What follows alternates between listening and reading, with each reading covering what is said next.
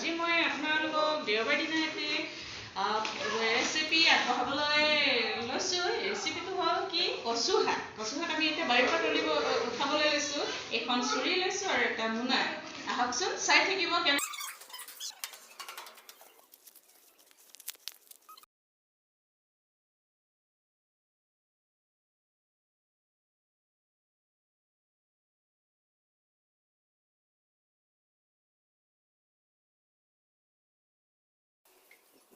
আনি ল'ব। আনি পিনে ইয়াত দূৰৰ পৰা দেখা কচুখিনি আনি অকণমান ৰ'দত দি ল'লোঁ। ৰ'দত দি এতিয়া লৈছোঁ। ৰ'দত দিয়াৰ পিছত আমি এইখিনি অলপ লেৰেলি যোৱাৰ পিছত ধুনীয়াকৈ এইখিনি ধুই ল'ম। ধুই লোৱাৰ পিছত আমি কেনেকৈ বনাই আছোঁ সকলোখিনি আপোনালোকক দেখাই আছোঁ। সকলোৱে আপুনি জানেই, তথাপি মই কেনেদৰে বনাওঁ তাকে দেখুৱাবলৈ লৈছোঁ। আমি খন্তেক সময় ৰ'দত দিয়াৰ পিছত কচুখিনি লেৰেলি গ'ল। ইমানটো লেৰেলি যোৱাৰ পিছত আমি এতিয়া ভালকৈ ধুই ল'ম, বা আপোনালোকে ধুই পিনেও লেৰেলাব পাৰে, তেতিয়া আৰু বেছিহে ভাল। এতিয়া এইখিনি লেৰেলি যোৱাৰ পিছত আমি এইখিনি ৰান্ধিমগৈ। কেনেকৈ ৰান্ধিম আপোনালোকক দেখুৱাই আছোঁ। এইখিনি ৰেডি কৰি লৈছোঁ। কি লাগে, মাছ লৈছোঁ আৰু অলপ মচুৰ দালি লৈছোঁ, জলকীয়া, আদা লচুন আৰু আলু। এইখিনি আলুখিনি কুটি ল'ম। আৰু আপোনাৰ জলকীয়াটো আপুনি কিমান দিয়ে আপোনাৰ অনুসৰি আপুনি দিব পাৰিব, আপোনাৰ পৰিমাণ অনুসৰি। এতিয়া মই পানীখিনি কচুখিনি টোপনি ধৰিছে নেকি, এজনী আমাৰ টিকলি মাইনী, এজনী আমাৰ ভাগিন ছোৱালী বা ছোৱালী। এতিয়া মাইনী হাই কৈ দিয়া, হাই কৈ দিয়া, কৈ দিয়া, কৈ দিয়া। আমাৰ চেনেলটো লাইক কৰিব, ছাবস্ক্ৰাইব কৰিব আৰু বেল আইকনটো টুইংকে টিপি দিব। তেতিয়া নতুন ভিডিঅ'বিলাক চাই থাকিব পাৰিব। এতিয়া আমি আৰম্ভ কৰোঁ। এনেকৈ গৰম কৰি লওঁ। ইয়াত জ্বলাই দিয়াচোন গেছটো। পানীখিনি গৰম হোৱালৈকে, পানীখিনি উতলি আহিলে কচু শাক আপোনালোকে ডাইৰেক্ট বনাব পাৰি। কিছুমানে কচু শাকখিনি বইল কৰি পিনে আকৌ তেলত মাৰে। মই আজি ডাইৰেক্টলি বনাম, সেইকাৰণে মই পানীখিনি গৰম কৰি লৈছোঁ। একেবাৰতে গোটেই কচুখিনি একো তেল নামাৰোঁ, একদম ডাইৰেক্ট বইল বনাম। পূৰা বইলে হ'ব মানে কচু গোটেইখিনি। মচুৰ দালিখিনি ইয়াত এড কৰি দিছোঁ। ইয়াত দি দিছোঁ। পানীখিনি উতল অহালৈকে গৰম হ'বলৈ দিম। তেতিয়ালৈকে মই এইখিনি দি থওঁ, সিজি থাকক। আৰু মই কচুখিনি ধোৱা নাই, ধুওঁ মানে এইখিনিও গৰম হৈ থাকিব। আলুকেইটা কাটি লওঁ। আলুকেইটা টুকুৰা কৰি লৈছোঁ। এইটো আপোনালোকৰ অপশ্যনেল হয়, দিবও পাৰে, নিদিবও পাৰে। দিলে ভাল আৰু এটা মিঠা সোৱাদ আহে, টেষ্ট লাগে। আপোনালোকে নিদিওঁ বুলি ক'লেও পাৰে। লগত মই ঔটেঙা অলপো দি দিম। আৰু এইখিনি উতল আহিব তেতিয়া মই আদা লচুন আৰু জলকীয়াখিনি একেলগে পিচি দিম, বা গোটাকৈ দিওঁ বুলিও পাৰে। আৰু উতলি অহাৰ পিছতহে মই মাছখিনি দিম। এইটো ঔটেঙা দিলে আপোনাৰ ভাল, টেঙাটোৰ পৰা তেতিয়া এটা বহুত সোৱাদ আহে।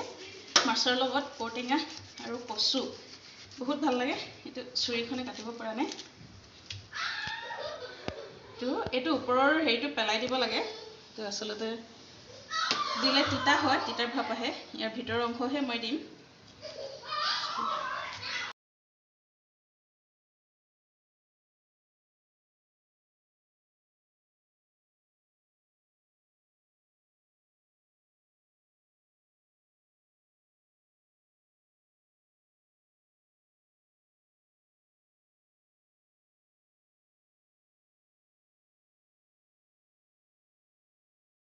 কৰি ঔটেঙা কমেণ্টত জনাবচোন।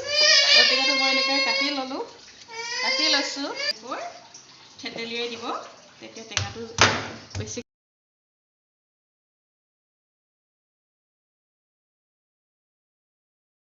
কচুখিনি কাটি লৈছোঁ। যিহেতু মই কুকাৰত দিম, সেইকাৰণে কুটি লৈছোঁ। কেৰাহীত দিলে এইখিনি আপুনি দীঘলে দীঘলে মুঠি বান্ধি ধুনীয়াকৈ দিব পাৰিব। কচুখিনি মই এতিয়া ধুই লওঁ ভালকৈ। ধোৱাৰ আগতে মই কুটি লৈছোঁ। আপোনাৰ হাতখন নখজুৱাবৰ কাৰণে আপুনি ধুনীয়াকৈ হাতখন মিঠাতেল ঘঁহি ল'ব। তেতিয়া আপুনি কচু শাকখিনি কাটোতে আপোনাৰ হাতত কোনো খজুতি নহয়।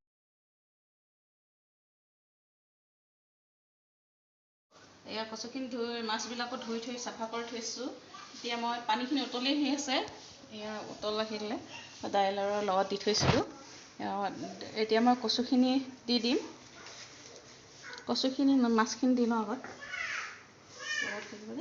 এয়া মই মাছ দিবলৈ লৈছোঁ। আপোনালোকে যিকোনো মাছৰ লগতে বনাব পাৰে কচু শাক। দি দিছে।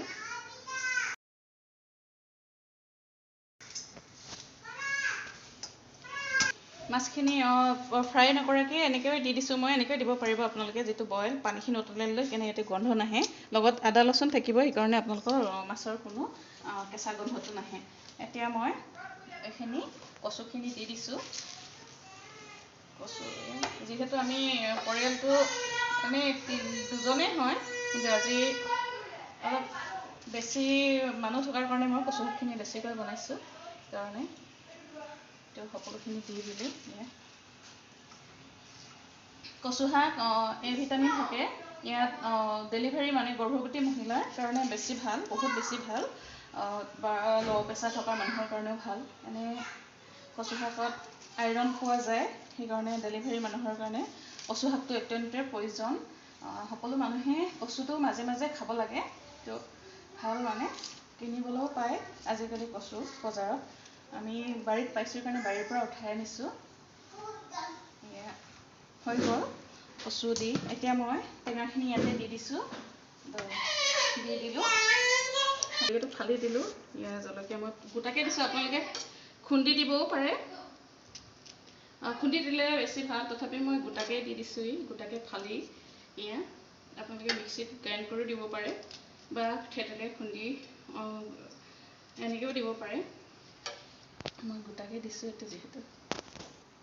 এতিয়া মই কচু লতাখিনি ইয়াতে থেতেলিয়াই লওঁ। মই এতিয়া ইয়াত হালধি দিব দিছোঁ। ইয়াত হালধি আপোনাৰ কিমানটো আপোনাৰ জানেই, আপোনাৰ পৰিমাণ অনুযায়ী। এয়া নিমখ দিছোঁ। এতিয়া নিমখ দিম। নিমখো আপোনাৰ সোৱাদ অনুযায়ী কিমান দিব লাগে আপুনি।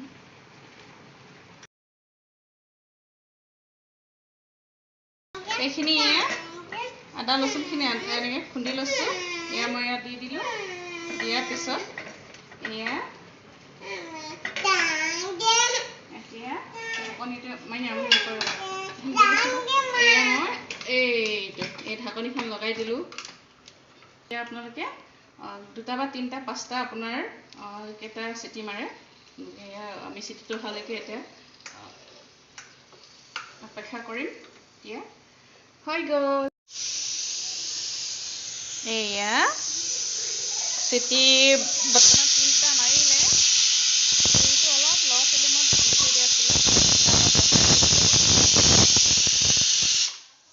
এতিয়া 5টামান চিটি মৰাই দিম।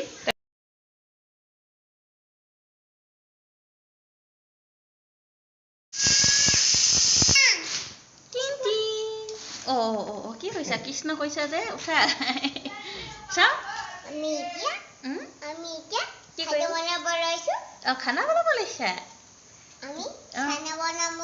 আমি ভাত বনাব লৈছো। আমি কচু শাক বনাই আছো। কচু শাক দিব লৈছো। আমি কচু ঠেংকে ঘূৰি দিব লৈছো।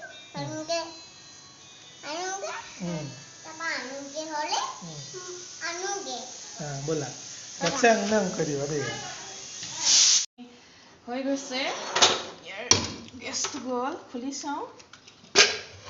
এয়া কচু শাক ৰেডি হৈ গ'ল।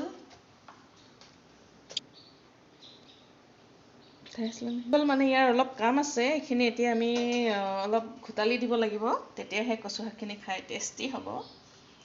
বাৰু এই মাছখিনি আপোনালোকে কচু শাকত যদি ঘোটালি ভাঙি দিওঁ বুলিও পাৰে। মই মাছখিনি ইয়াত উলিয়াই লওঁ এপিচ এপিচকৈ।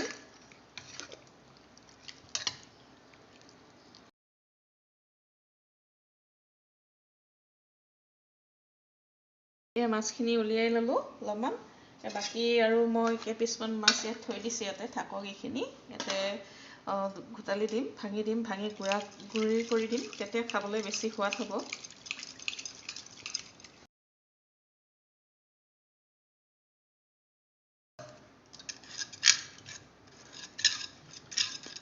হৈ গ'ল, পূৰা মিহি হৈ গ'ল। ইয়াত দেখিছে নহয়, পূৰা আমাৰ কচু শাক তৈয়াৰ হৈ গ'ল। পূৰা এয়া অকণমান উলিয়াই দিছোঁ ইয়াতে।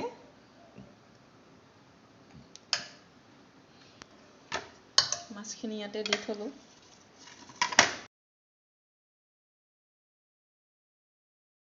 গুড়িকে ভাঙি দি বুলিও পাৰে, বা গোটা কৰি পিচ কৰি যদি ৰাখিব বিচাৰে তেতিয়াহ'লে আগতীয়াকৈ উলিয়াই ল'ব লাগে। উলিয়াই পিনে আপোনালোকে এইখিনি এনেকৈ গুড়ি কৰি দিব।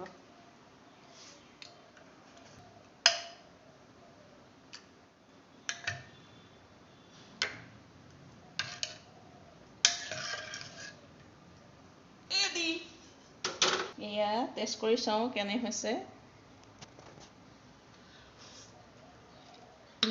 বহুত ভাল, মজা একদম টেষ্ট হৈছে।